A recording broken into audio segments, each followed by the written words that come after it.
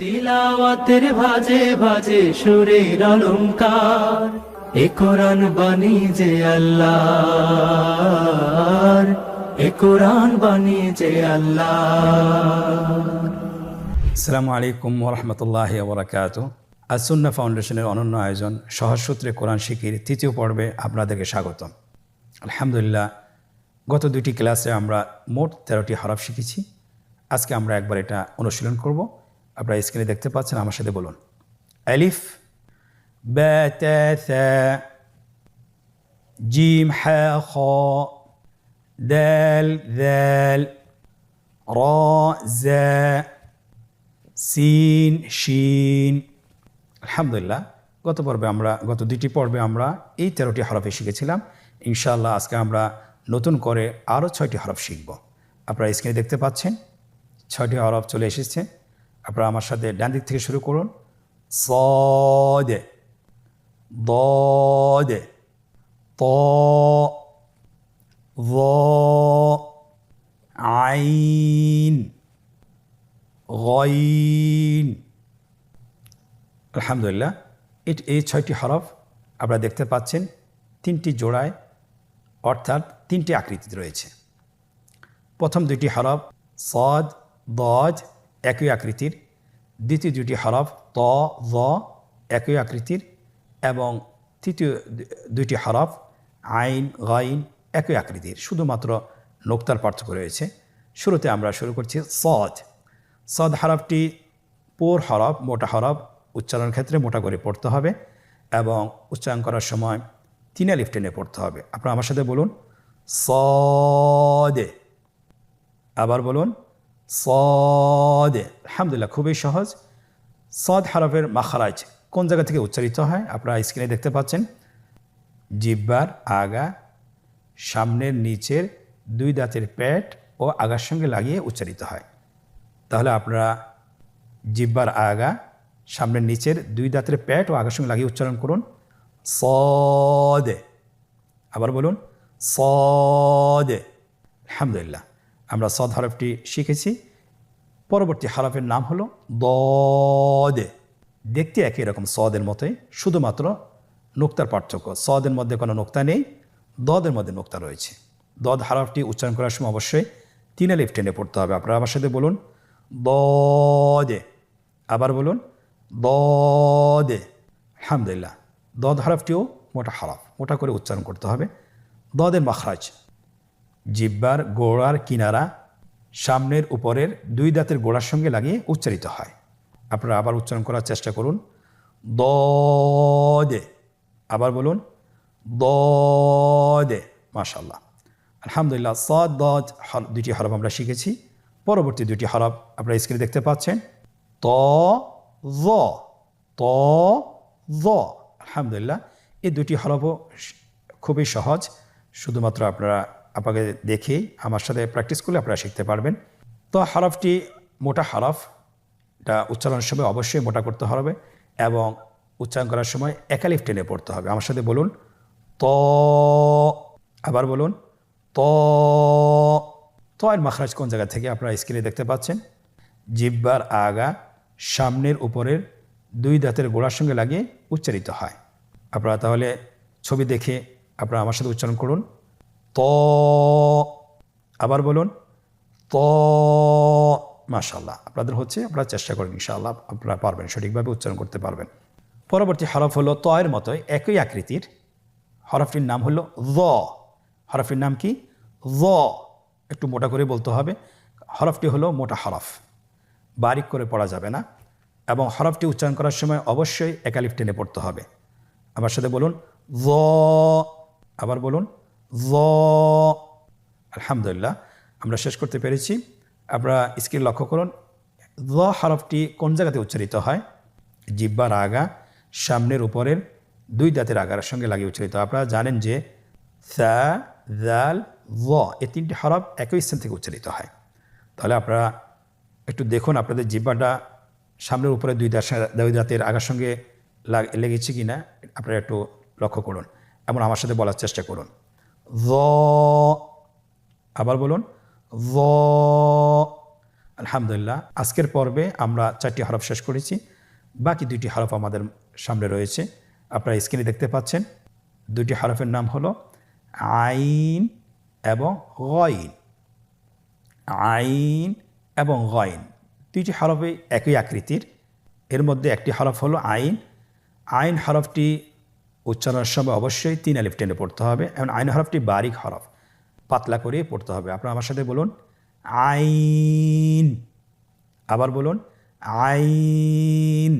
আইন হরফটি কণ্ঠনালীর মধ্যখান থেকে উচ্চারিত হয়। আমরা প্রথম পর্বে হা হরফটি শিখেছিলাম। আইন আর হা একই স্থান থেকে উচ্চারিত হয়। আমার সাথে আবার বলার চেষ্টা করুন আইন।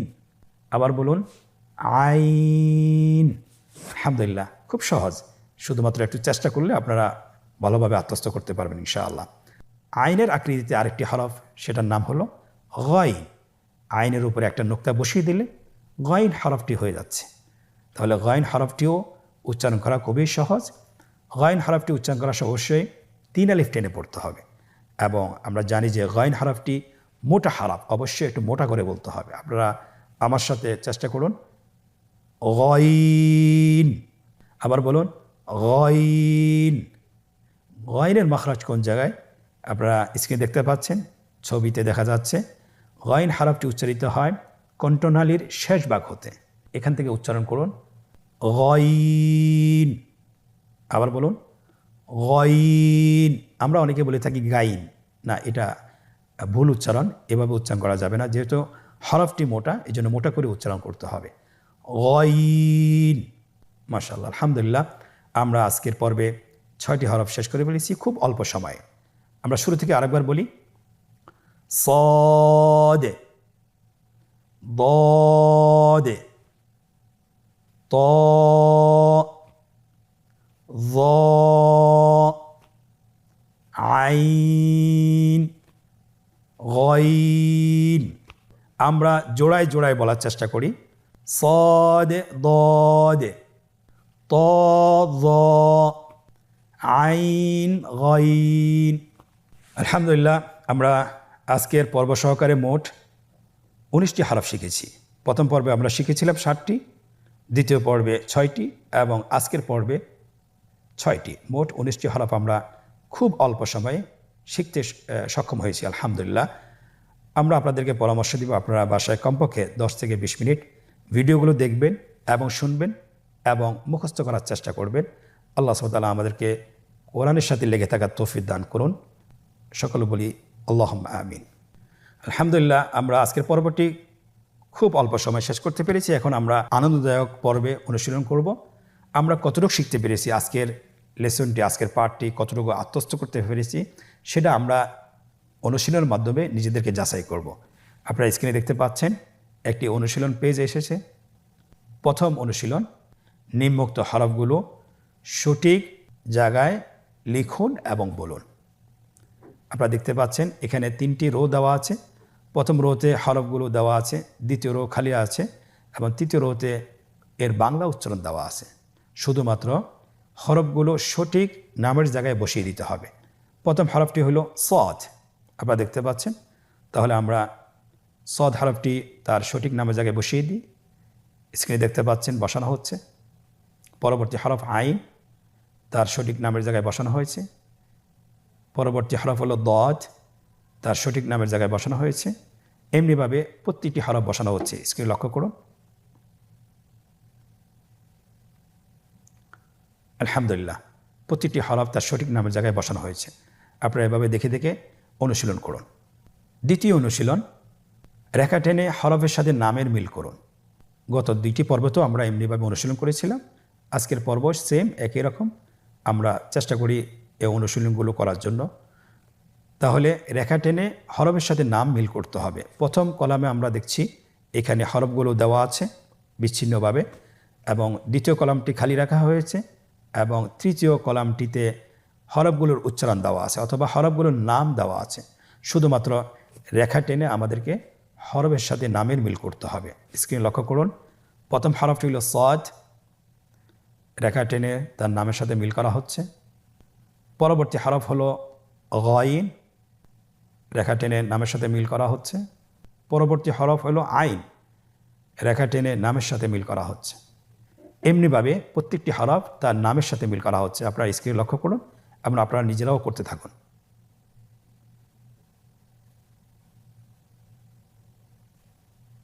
আলহামদুলিল্লাহ, আমাদের দ্বিতীয় অনুশীলনটি আমরা শেষ করেছি। তৃতীয় অনুশীলন, নোক্তাওয়ালা এবং নোক্তাবিহীন হরফগুলো পৃথক করে লিখুন। আমরা জানি আরবি হরফ দুই প্রকার, নোক্তাওয়ালা হরফ এবং নোক্তাবিহীন হরফ। আমরা ডান পাশে নোক্তাবিহীন হরফগুলোকে বসিয়ে ফেলি এবং ডান পাশে নোক্তাওয়ালা হরফগুলো বসিয়ে দিই। আজকের পর্বে আমরা যে হরফগুলো পড়েছি, আমরা জানি 3টি হরফ নোক্তাবিহীন এবং 3টি হরফ নোক্তাওয়ালা। তাহলে নোক্তাবিহীন হরফগুলোকে আমরা ডান পাশে বসিয়ে দিই। সদ, ত, আইন। তাহলে নোক্তাওয়ালা হরফ আর কয়টি বাকি আছে? 3টি। লিখে ফেলুন, স্ক্রিনে লেখা হচ্ছে দদ, য, গইন। আলহামদুলিল্লাহ, খুব সহজে আমরা চিনে ফেলেছি। 4 নম্বর অনুশীলন, নোক্তা দিয়ে হরফ তৈরি করুন। আপনারা স্ক্রিনে দেখতে পাচ্ছেন হরফগুলোর আকৃতি দেওয়া আছে কিন্তু নোক্তাবিহীন। এই হরফগুলোতে নোক্তা দিয়ে আমাদেরকে হরফ তৈরি করতে হবে। প্রথম রোতে হরফগুলোর নামের উচ্চারণ দেওয়া আছে, বাংলা উচ্চারণ অথবা হরফগুলোর সঠিক নাম দেওয়া আছে। প্রথম হরফটি যা। আমরা জানি যা হরফটির আকৃতি রয়ের মতো, শুধুমাত্র নোক্তা দিয়ে হরফটি তৈরি করতে হবে। তাহলে নোক্তা বসিয়ে দিন। আলহামদুলিল্লাহ, হরফটি তৈরি হয়ে গিয়েছে। পরবর্তী হরফ তা। হরফটি কিভাবে তৈরি করতে হবে? বায়ের আকৃতিতে হরফটি, কিন্তু উপরে 2টি নোক্তা দিয়ে দিলে তা হরফ হয়ে গেল। আলহামদুলিল্লাহ, উপরে নোক্তা 2টি বসানো হয়েছে। পরবর্তী হরফটি দাল। আমরা জানি দালের আকৃতি দালের মতোই, শুধুমাত্র নোক্তার পার্থক্য। আপনি নোক্তাটা বসিয়ে দিন। আলহামদুলিল্লাহ, দাল হরফটি তৈরি হয়ে গেল। পরবর্তী হরফটি শিন। শিনের আকৃতি সিনের মতোই, শুধুমাত্র সিনের উপর 3টি নোক্তা দিলেই শিন হরফটি সম্পন্ন হয়ে গেল। মাশাআল্লাহ। পরবর্তী হরফটির নাম হলো জিম। আমরা জানি জিম হরফটি হায়ের আকৃতির মতোই, শুধুমাত্র নোক্তার পার্থক্য রয়েছে। আপনি হায়ের প্যাটের ভিতরে একটি নোক্তা বসিয়ে দিন, জিম হরফটি তৈরি হয়ে গেল।